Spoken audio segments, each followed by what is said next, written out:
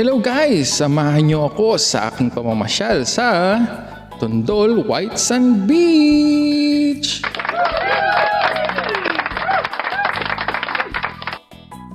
Ang Tondol White Sand Beach ay matatagpuan sa Barangay Tondol sa bayan ng Anda, probinsya ng Pangasinan.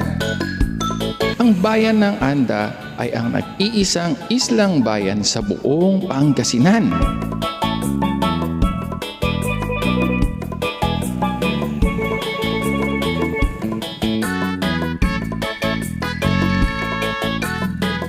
Ang Tondol White Sand Beach ay ang pinaka-main tourist attraction ng bayan ng Anda.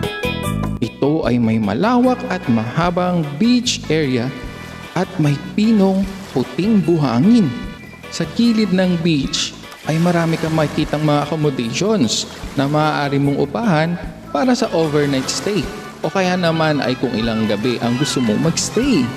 Kung day tour lang naman ang hanap mo, pwede kang pumunta sa public beach ng Tondol White Sand Beach or may mga private accommodation tayo na may mga cottages na pwede mong rentahan sa maghapon.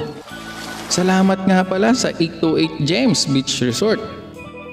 Sa Tondol White Sand Beach ay maaari kang mag-rent ng bangka para mapasyalan mo ang Cory Sandbar at ang Tanduyong Island na matatanaw mo sa beach.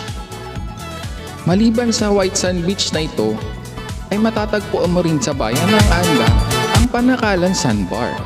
Ngunit kailangan mo sumakay ng bangka para marating ang sandbar na ito. Isa din sa maganda at dapat niyong pasyalan sa bayan ng Anda ay ang Chateau de Paraiso Beach Resort, kung saan ma-experience mo ang mga kakaibang adventure sa kanilang bamboat, inflatable island at kung ano-ano pang mga activities na ino-offer nila sa resort.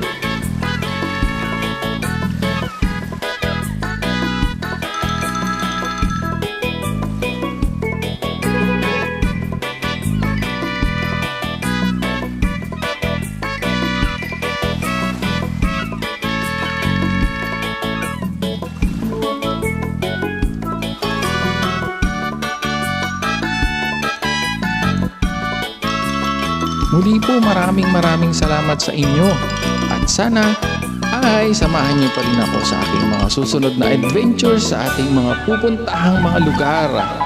Muli, ito ang inyong Sir Dance at your service.